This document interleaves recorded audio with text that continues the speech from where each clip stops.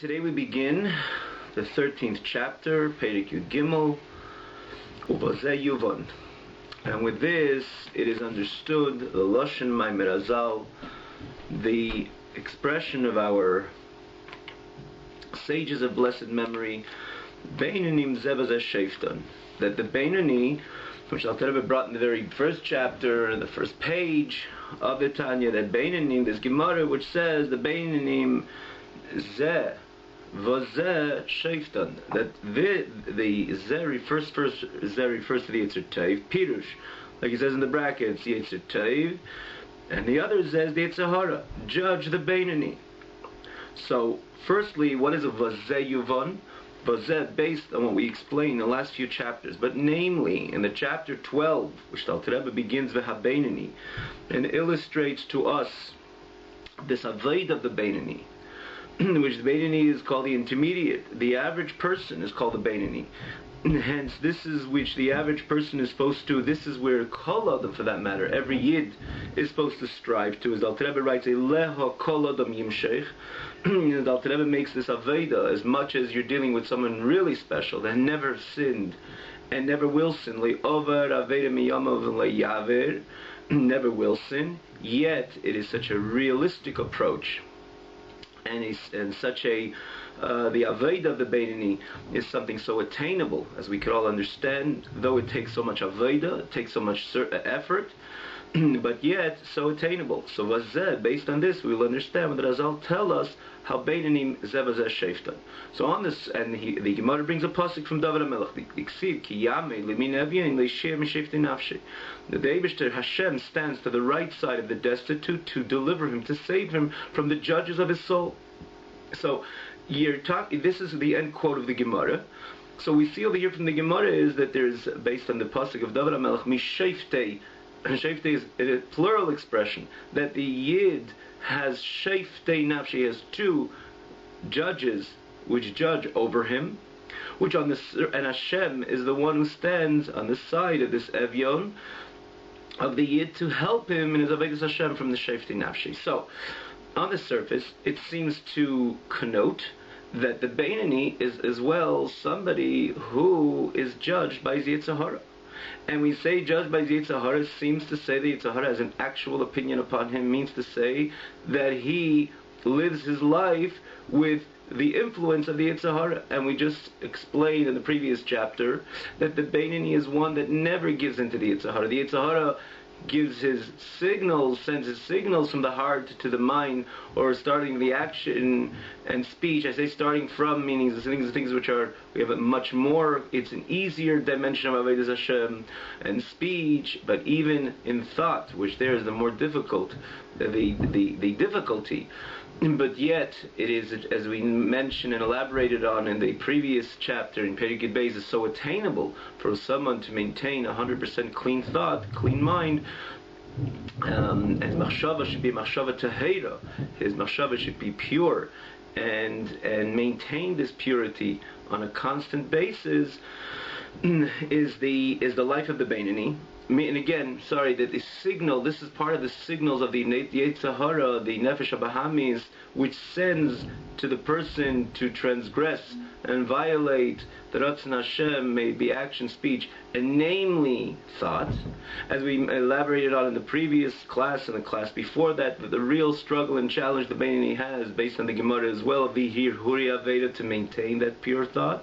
But yet, this is indeed the life of the Beinani, that he always maintains this pure thought, speech, and action. So how could we say that the Beinani is Zevazeh Sheiftan?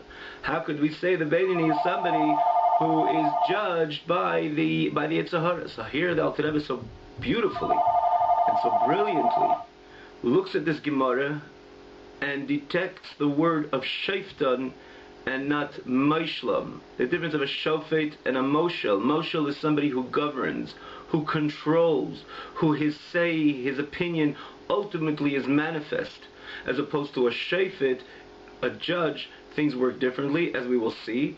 as the Alter Rebbe continues, and we continue the following words, it doesn't say that this and this, meaning the Yetzer Hara and the Yetzer Tov, govern, dominate over the neshama. Because if there is any type of domination, any type of governing of the Yetzer Hara, be irktan in the small city, and again in the person's thought, speech, and action, and all his manners of expression, which is ultimately the guf, the body, as we explained. Alter Rebbe interestingly calls us a irktana, a small city, which two kings, two authorities are trying to conquer. So if there is any type of governing from the Yetzer Hara over this irktana, I feel if he kal, even for one light moment, Nikra Rasha Beisasha, he's called a Rasha at that time, and the Beinoni is not a Rasha even once. Again, we're saying these points, even though each line over here carries such important energy and information, but this is all based on the previous chapters, and namely the previous chapter Yud Beis, which the Alter Rebbe elaborated on this based on his concise description of the Beinoni, to which we all ought to strive to be. But now he's explaining based on that energy, based on that which we elaborated on in the previous chapter, based on all that information. With this, we could understand what the Gemara says. Now we can explaining a Gemara. The Gemara says, Beinoni zevas hashefton, which on the surface seems to contradict this whole notion, the way we explain the Beinoni, that someone will never sin and never will sin. But Alter Rebbe shows us over here that the Gemara we used precisely the expression of Sheiftan mat maishlam, because again, the moment the Yetzer Hara governs over the person and his message becomes manifest, he's no more a Beinoni, he's a Rasha, and a Beinoni is never a Rasha, even once. So what is the idea, this idea of Sheiftan, which the Gemara says? Let's dissect the whole way a Bezdin works, and in Bezdin, especially and particularly in Jewish law, that there's always preferable to have a Bezdin should be a Bezdin of 3. There should always be an odd number, and why so? And if for that matter, it's not only 3 throughout all of halacha, we find it should always be odd, even certain times, cases which need 5 and 7, and we look in the Hilchos Sanhedrin in Rambam, starting from the Rambam, or 23 when it comes to the death penalty, matters, sins, violations associated with, or where their punishment is the death penalty. You need 23, always the odd number, till the famous Sanhedrin G'dayla, which was Shivim V'acha, 71. And why the odd number? Because in halacha, yachid berabim, halacha karabim, that then there's an argument of the individual over the many persuade, meaning the opinion of the many is accepted. As opposed to, and this works all along. Again, as long as you have the odd number, it is inevitable that it will always be 1 to each side. So this is the way the Bezdin works, and could it be in other constitutions as well? But we know it from the Bezdin. Just to note over here, it doesn't mean that every Shaila has to go to a Bezdin. Sometimes you have a Rav, and it's a Shaila that the Rav could answer. You could look to tell you where to look. The Shulchan Aruch is very clear. We can many times look ourselves, as long as we're not subjective to change the law according to our interests. We look into halacha and we'll find many answers of many questions. But many times, certain cases are a little more complex, so we go to a Bezdin. But the Bezdin is made up of 3. Saying that,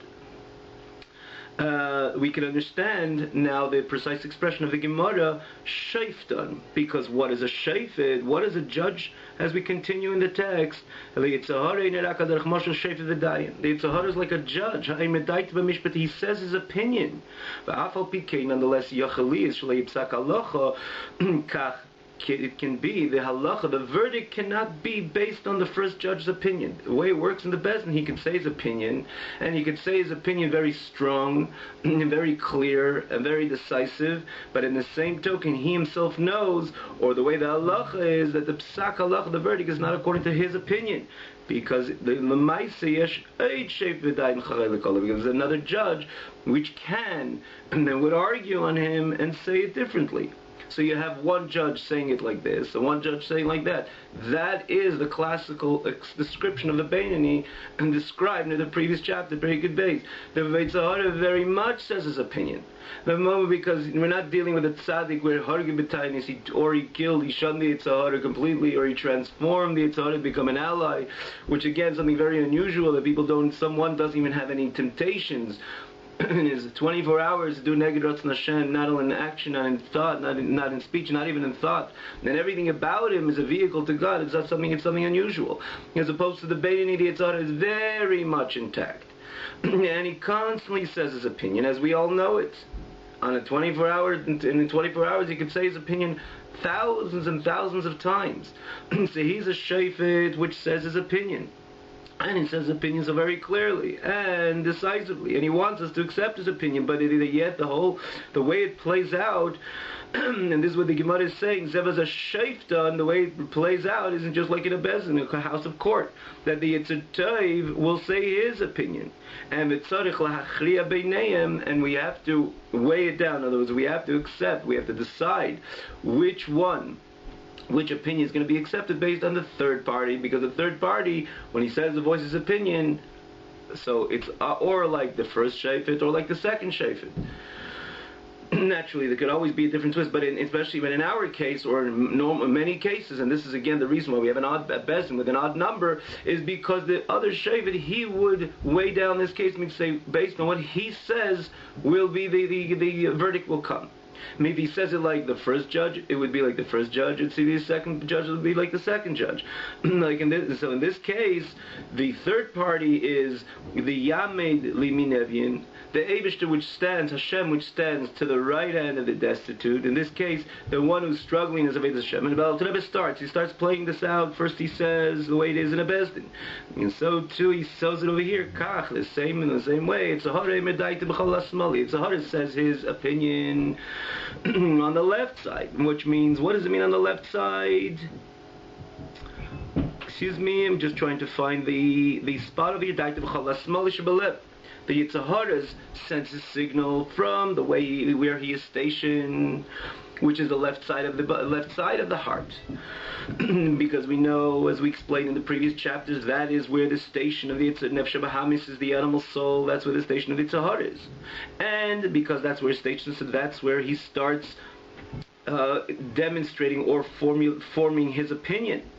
His opinion starts brewing within the heart, because that's where he's stationed. So the Yetzer Hara is in the left side of the heart, so that's where it sends the signal to the entire system, to the action, and to the speech, and to the thought, and to explain this in simple terms means the thought, the taiva, the temptation what the person has to do something because he wants to do so, or it's a opportunity. He demonstrates, the heart demonstrates to the person and says the juicy opportunity to speak Lashon Hara.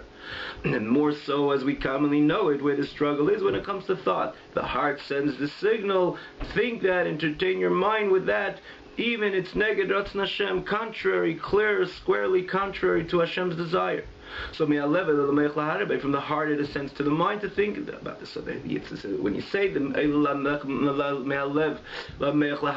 not that he accepts it. Remember we learned last week, once you accept it deliberately, inadvertently, a thought, when Hashem says do not entertain your mind with it, even when the person's a rasha, even for a moment, even for a second, even for a millisecond, as long as he knows at that time he's conscious about the fact that this is inappropriate and he willingly accepts it, he's called a rasha. He's not called a Bein anymore. And the Bein is again someone he never transgressed, he never will transgress. So, yet in the same token, his Yetzer Hara is very much intact. And this is the word Sheiftan. The Yetzer Hara is a judge which says his opinion with much clarity, at least in the eyes of the Yetzer Hara. Yes, I'm going to send you this temptation from your heart to your mind to think about this. So again, it's on the threshold of Machshava, it's on the threshold to enter into the mind, to Chas v'Shalom think. Again, this which Hashem says it is prohibited to think. So he stands right there. But his opinion does not become manifest. Why? Because miyad l'chol l'kol v'ashay v'dasheni. Because immediately the second judge, which is the Yetzer Tov, Shunav Shalikis, which is the godly soul, argues and voices his opinion. Shebemayach, which is in the brain, as we mentioned again, the main station of the Yetzer Nefesh Shalikis of the godly soul is in the brain. As we said, the Nefesh Shalikis is essentially intellectual, yet more so, or namely, not only intellectual, but everything, its whole approach is a godly approach, which is again stationed in the mind. As we mentioned, it has kind of satellite branch in the heart as well, the right side of the heart. Hence, the Nefesh Elikis, which is in the Mayach, in the brain, which as well sends its expression, its energy to the heart as well, to its second station in the heart, which is the right side of the heart. This is where the Yetzer Tov is situated, again, namely in the mind, yet with a station in the heart. So it sends from its base its message. It is the second Shefet. And the halacha is like the third party. Who is the third party which will establish the case? Hu HaKadosh Baruch Hu, this is the Eibishter himself. Ha'ezrei, which helps the Yetzer Tov, to the Yetzer Tov, which means it will say the same opinion naturally of the Yetzer Tov, because you're dealing with Hashem, with HaKadosh Baruch Hu, and the Nefesh Elikis is a godly soul, it's a part of Hashem. So the voice with the Nefesh Elikis is stating, the message the Nefesh Elikis is stating, as the second judge, is naturally a godly message, a godly voice.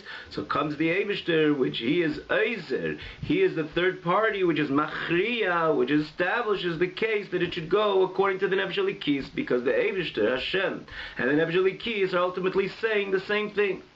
So now, and now the Rebbe brings the famous Gemara, some Gemara in Brachas, K'mayim Razal, Mola Kodesh Baruch Hu Ezrei, Ein Yochalei. If Hashem would not help the Beinani, the individual or Yid, in his Avodas Hashem, the Yid would not have the ability to override the intense energy and force in the message of the Yetzer Hara. So the third party is HaKadosh Baruch Hu. But the Alter Rebbe clarifies over here, as Alter Rebbe doesn't leave anything unexplained. Not one idea, even Alter Rebbe is himself conveying and explaining, he makes sure that it's understood all the way to the level, to the practical level. Because here, apparently, one could say, what's this Yetzer Hara, this Choshev Dayan? Is this Yetzer Hara, this Choshev Shefet, this important, honored judge, that he is completely subordinate to the Psak Din of Yachid V'Rabim, Halacha Kerabim. The Torah dictates and says that according to Torah, when you have one and you have two which have voiced their opinion over the one, Yachid V'Rabim, Halacha Kerabim, that the individual has to give in, has to succumb his opinion to the Rabbim, to the many. So it seems that we're portraying the Yetzer Hara, the Choshev Dayan, which obviously not so. He is the Yetzer Hara. He is telling the Yid to do everything else other than to listen to Teiras Emes. He's telling the Yid to do, he's trying to persuade the Yid to do other than what it says in Shulchan Aruch. And quite on the contrary, to do neged Ratzon Hashem, not only not to do what Hashem wants, but to do things that Hashem says to not do. So how does it work over here? We know in a Bezdin, the other the Dayan, right away he knows, despite there's a natural discomfort that his opinion is not accepted, but right away he submits himself, he stands in submission to the Halacha of Shulchan Aruch, which says, Yachid V'Rabim, Halacha Kerabim, okay, if you're 2 against 1, that's what Teiras Emes wants the verdict to be in this particular case. But he submits himself. But here you're dealing with Yetzer Hara. So the Rebbe explains over here is that in this case, it's not the Yetzer Hara officially takes off his hat to the Nefesh Elikis, because Nefesh Elikis has a third party, which is HaKadosh Baruch Hu, which is agreeing to the Nefesh Elikis. In this case, we're dealing with an energy. For example, you have a cup on the table. You blow the wind one way, the cup is going to go towards the direction where the wind is blowing it. But you're going to blow another wind in the other direction, and the other wind is going to have more power, so the cup is going to go, despite it's being pushed from one end, it's going to definitely go to the other extreme, to the other side, because there is more energy in that wind which is blowing over the initial wind. So it's going to go in the opposite direction. It's going to go where the majority or the more energy of the wind is, the direction of the energy of the greater energy of wind which is blowing that direction. Similarly, when you're talking about Yetzer Hara and Yetzer Tov, in the end of the day, the signal is not just like a voice which we hear, can you sin?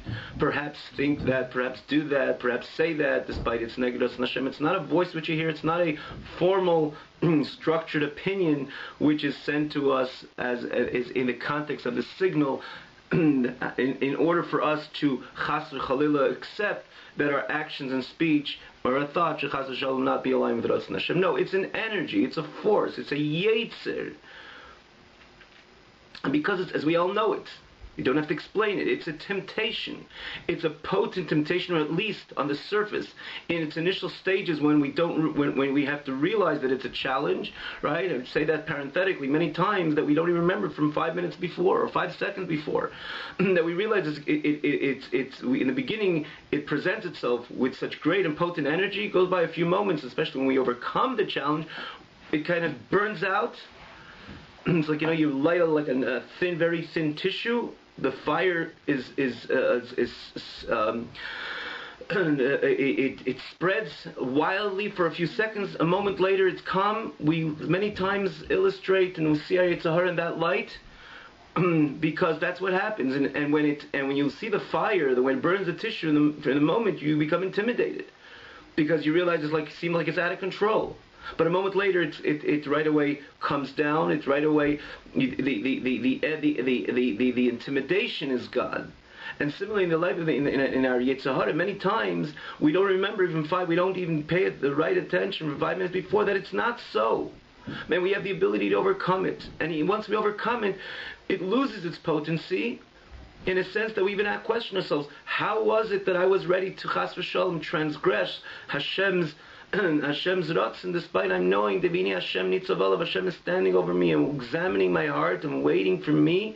As the Gemara says, Bishvili Nivra Olam, a person has to know the entire world was created for him. He is like similar to Adam Arishan. As the Gemara says, why did they to create the world? Everything was created in the Adam, Chazachar, and Nekeva, or and why not with groups of people, or starting Zach and Nekev? Why was Adam Rishon created himself? So the Gemara says, because a person has to realize he is the Adam Rishon. Adam Rishon never thought for a moment, well, whatever I'm going to do, that's not going to really make a difference, because there's so many billions of people in this world. The reason he didn't think that way was very simple. There was no billions of people. He was the only individual. And unfortunately, as we know it, that what he did do, even though Chava was around then, he did do, made a very big difference. We're still in therapy from that mistake that Adam Rishon unfortunately transgressed. The Chet Eitzadas. So we have to look, I'm saying this parenthetically, when we say in the struggle, we're dealing with the struggle dimension of it, but we have to always back up and know, yes, I am the only one in the world. V'ini Hashem Nitzav Olav is the Lashon, is the Eibush that stands over me. U'beichel u'mabit olav, and I'm the only one in his eyes, from the perspective of Bishvili Nivra Olam, he is standing and waiting to see him, if I'm serving him appropriately. Because one is obligated to say, for me the world is created, and my next step will make a difference of all of reality. So the Eibush is standing over me, and again, not standing with a broom and saying, what's your next step? With a pleasant, he is a Kadosh Baruch Hu, with a pleasant eye, and looking forward and waiting for my right decisions to assist me in my Avodas Hashem, because there is a master plan to make this world a dwelling place for Hashem, and I was privileged to be part of this master plan. Naturally, from those glasses, from that approach, not Hashem is standing with a very serious face and waiting for me to make a mistake. Quite on the contrary, he's telling me that you have a privilege to be part of this master plan, and I'm looking to see where you're going.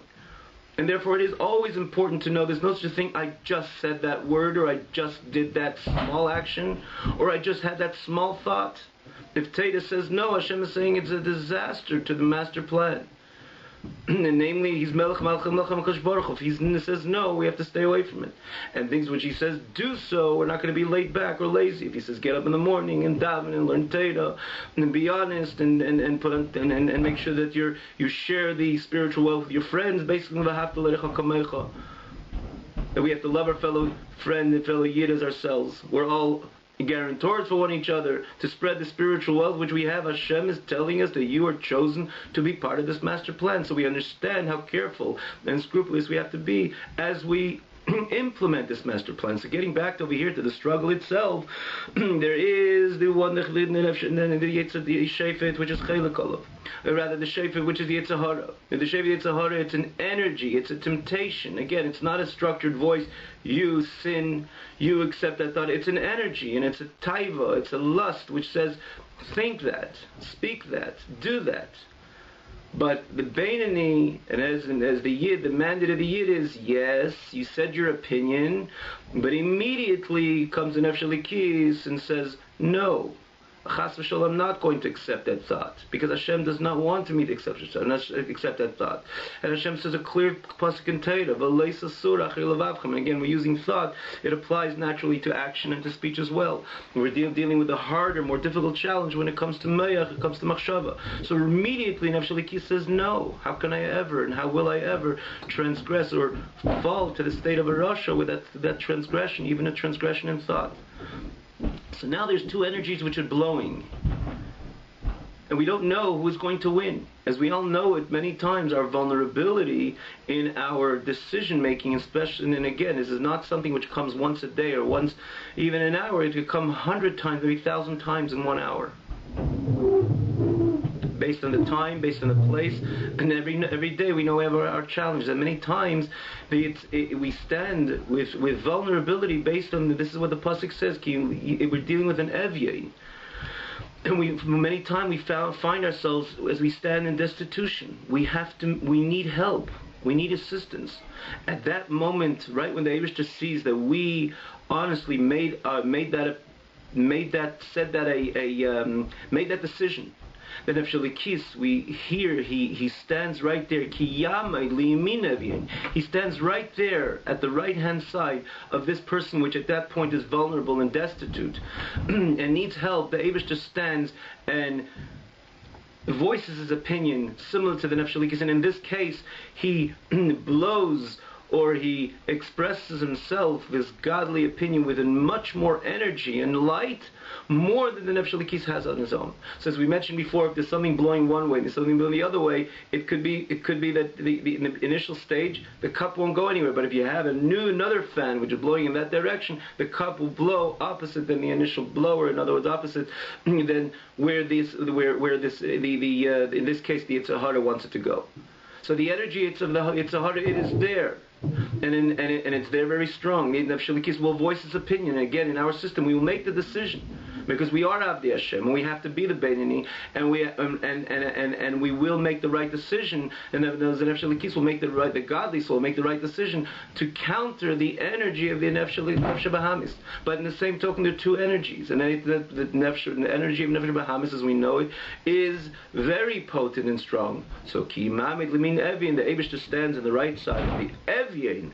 What an interesting term, as we know it ourselves, that many times in our Avodas Hashem, if we're only honest with ourselves, and that there is something, you're dealing with millisecond decision. So the person is classified as an Evyain, and he needs the assistance, and immediately, when you say immediately, it's not 5 seconds, and immediately means in that very millisecond, or maybe even less than that, because that's the time the struggle goes on. Yamay, the Eibishter stands, Limin Evyain, which is, as he explains, as we continue in the text, Hi ha'ora shemeir Hashem al Nefesh Elikis. This is the extra energy which Hashem shines over the Nefesh Elikis, and together with Nefesh Elikis leads lo yisrin v'shlita, that it should have the advantage and have the dominance al sichlus haksil, and the energy, and the energy of the nonsense of the fool, which is the Yetzer Hara,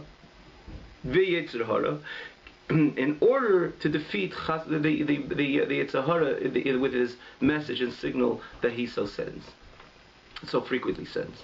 Does that mean that it's all over? No. It could be 5 minutes, and it could be 5 seconds, or maybe even less. The Yetzer Hara will demonstrate to the person, continue, now think that, now speak that, now do that. And then immediately the whole Bezdin scenario plays out. The other shepherd, the other judge, which is the godly soul, says no. And then immediately the Eibishter is Yami Limin Evyain to help it in order to overthrow the opinion, Yetzer Hara, with his opinion, with his interest in persuading the Yid Chas v'Shalom to do Neged Hashem. And all this naturally works in the Yitzhadei Tzadatev. And when we're dealing with mitzvahs asay, the positive mitzvahs, stay back, be laid back, be lazy, sleep a little more, indulge in the physical a little more, and don't be so passionate with Ratzon Hashem. That's the message of this one shepherd. The Nefesh Elikis says no. It's important to be passionate with our Torah and mitzvahs. So there is the struggle. Ki Yamid Limin Evyain, and the Eibishter is the third judge, which again sends the extra dosage of energy to the Nefesh Elikis to overcome the Yetzer Hara and the Nefesh Bahamis. The Rebbe concludes this part as Ki'is and Ha'er min ha'cheshach, just like the advantage of a light over darkness. In other words, when do we see the advantage and virtue of light over darkness? Is precisely when the darkness gets intense. When you walk into a room, it's a little light, not necessarily you're switching on another light, not necessarily you have this natural inclination to see where the switch on the wall is to put on more light.